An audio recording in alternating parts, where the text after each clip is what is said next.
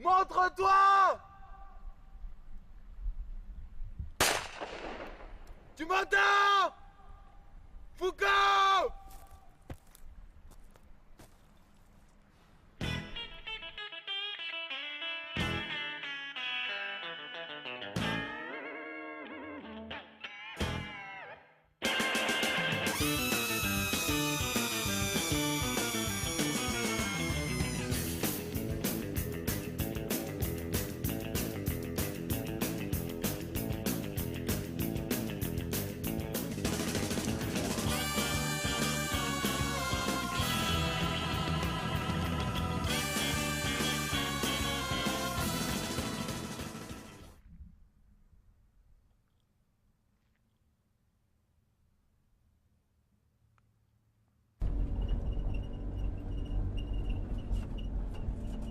T'as vu? Il y a un autostoppeur là-bas. Ah ouais? Je croyais que tous les pieds avaient été exterminés au moment du grand nettoyage des parasites. Faut croire qu'il y en a qui ont échappé. Enfin, il a pas peur le mec. Attends, je vais me le payer, ça va gicler. Non, freine, le pare-choc est pas bien solide. On a qu'à le prendre, peut-être qu'il pourra servir.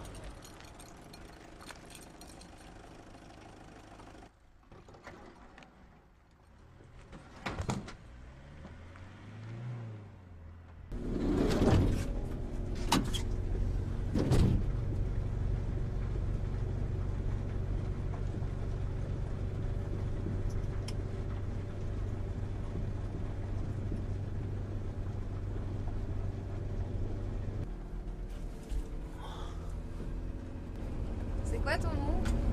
Toto. Et vous? Gérard. C'est une bande ça? Vous êtes tous des Gérard? On m'appelle aussi Georges. Jacob Frank.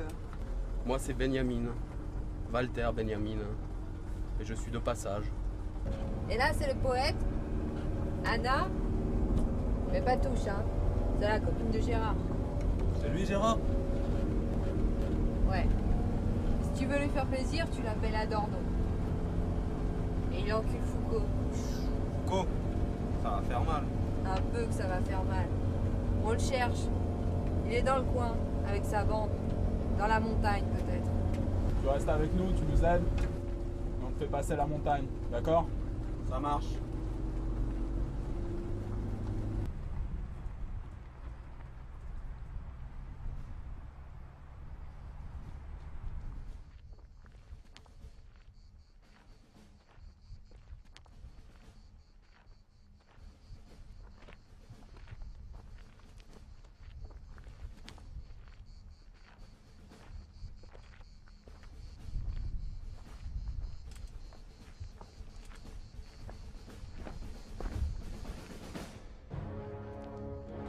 C'était pas la bombe nucléaire qui nous était tombée dessus.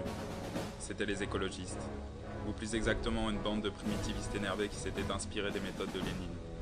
Sans que personne les ait vus venir, ils avaient lâché une horde de plusieurs milliers de rhinocéros affamés sur tous les centres du pouvoir. Ça avait bien foutu le bordel, mais une fois au pouvoir, les primitivistes, qui ne savaient pas trop quoi faire, avaient découvert les charmes de l'hindouisme radical et voulu imposer en France un régime de réincarnation accéléré en interdisant toute consommation de nourriture. Les gens, qui risquaient déjà leur peau tous les jours à cause des rhinocéros qui rôdaient dans les rues, n'ont pas apprécié de plus pouvoir bouffer. Il y a eu des émeutes terribles, des pogroms anti-hindous, et des milices se sont armées pour faire la chasse aux animaux sauvages. On a bouffé du rhinocéros pendant des semaines. Ensuite, ça a été l'anarchie. Beaucoup voulaient reconstruire le pays en travaillant, et on était un certain nombre à penser que le travail c'est aliénant. On avait des armes, on s'est pas laissé faire. On a empêché le retour à l'ordre ancien. Il y a eu des tentatives pour décider d'une nouvelle organisation sociale et tout ça. On se réunissait dans les locaux ravagés de l'EHESS pour en débattre, mais il n'en est pas ressorti grand-chose. Les groupes se coupaient tout le temps la parole. On en a eu marre de discuter, on s'est décidé à se faire la guerre les uns les autres. Depuis peu, le nord de la France avait été repris par les partisans de l'ordre et du travail. Mais au sud de la ligne Limoges-Lyon, on continuait d'empêcher les gens de jouer à la pétanque tranquillement en mettant la philosophie en pratique avec des fusils. Avec mes hommes, on avait déjà exterminé la bande des Cathares pour une agriculture biologique, celle des bergers alpins pour la 4e internationale et la fraction armée pour le renouveau du monde diplomatique.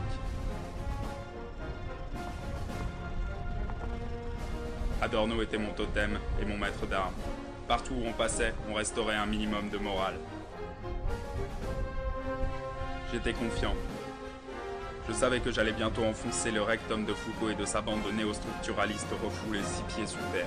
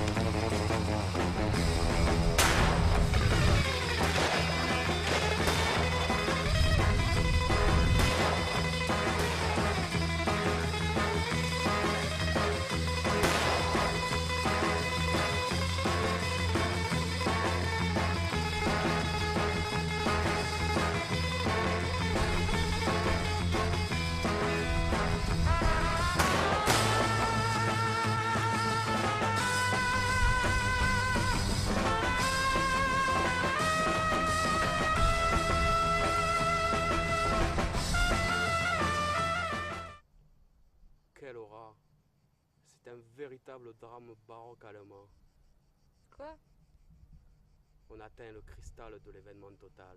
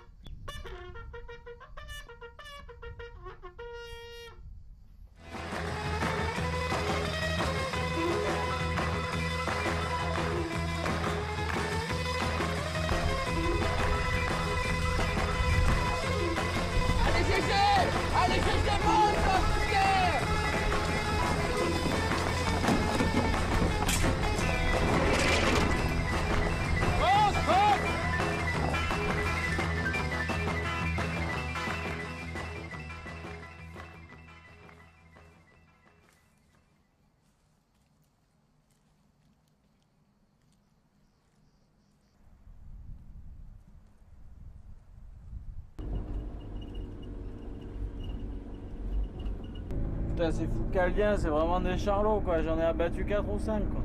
Ouais, moi j'en ai éclaté au moins 3. Ouais, non, mais ce biopouvoir, c'est vraiment du yaourt.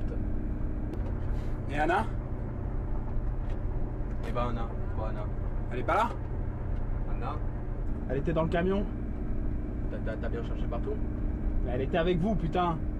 Bah attends, on n'est pas là, on n'est pas les babysitters de ta poule.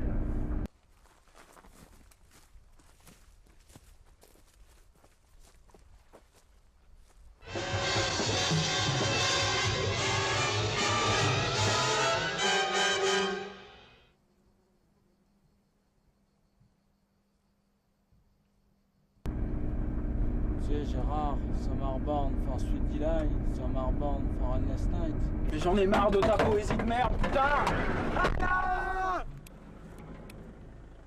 Gérard, déconne pas, on va la retrouver, quoi. Je parlais à Anna, elle est faite pour les nuits infinies, elle est pas morte, on va la retrouver, quoi. T'inquiète pas, quoi. Faut qu'on la retrouve.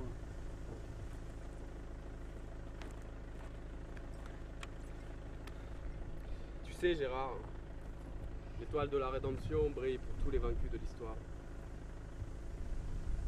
On la retrouvera. Tiens.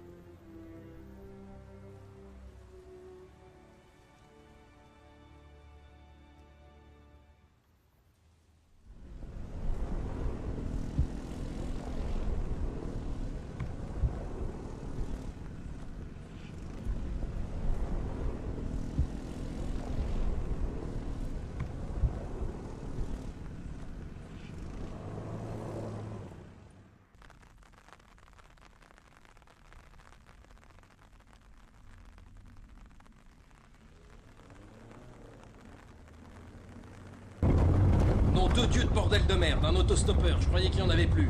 C'est complètement délireux ça.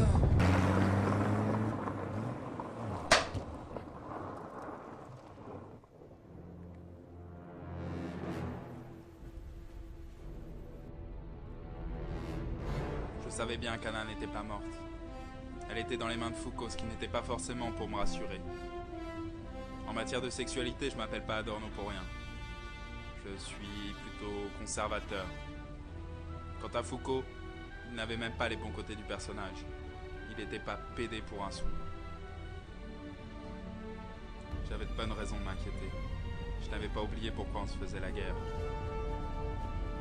Foucault, je le connaissais depuis toujours. On avait fait des récup sur les marchés ensemble à l'époque de la glorieuse autonomie parisienne. Il y a encore quelques semaines, on était copains comme tout, à se gaver de barbecue préparé doleuse dans notre cabane des Cévennes.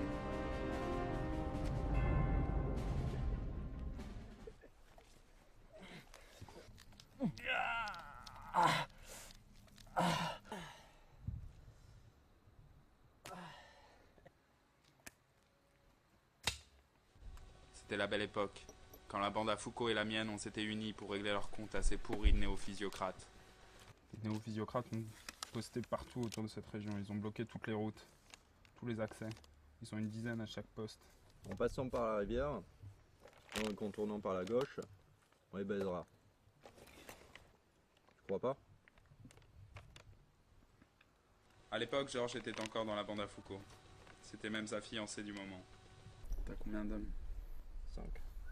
Nous on est 6. Je pense qu'on va mettre un dispositif autour de là. Cette fois-ci on peut les niquer. Hein.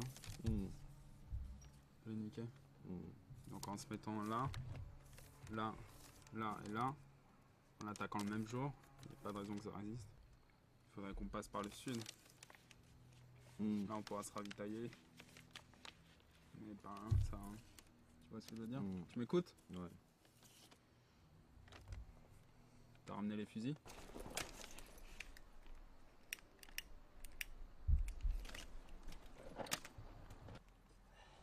Déjà, j'aurais dû me douter que quelque chose clochait.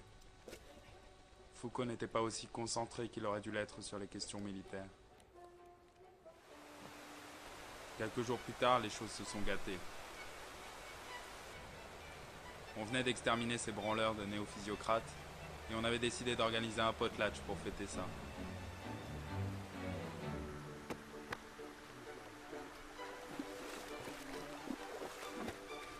Le potlatch, c'est un vieux rituel qu'on avait à l'époque où on habitait Bagnolet. Ça consiste à s'échanger des objets. Tu donnes un truc précieux et l'autre en retour est obligé de te filer un truc qui est précieux pour lui aussi.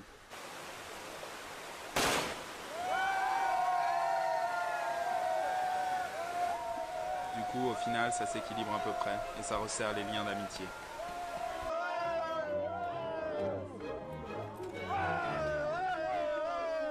À l'époque où on était des branleurs, on faisait ça avec des brochures anarchistes ou des vélos. Depuis, on avait fait des progrès.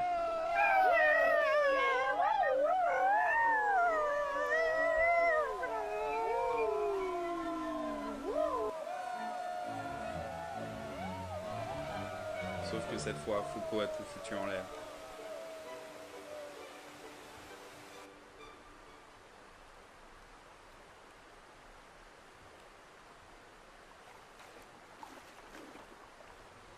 J'avais compris la manœuvre et je savais très bien ce qu'il voulait que je lui donne en échange.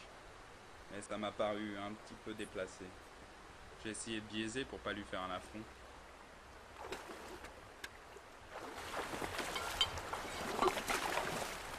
Gérard, ta rédemption vient de tomber à l'eau. Mais il a quand même dû considérer que l'échange n'était pas équitable. À partir de là, ça a été la guerre entre nous.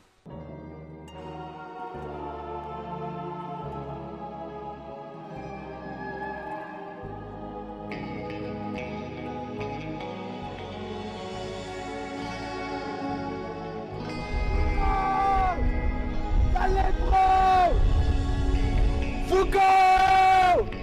Foucault! Tu t'éclates la tête! Foucault! Tu vas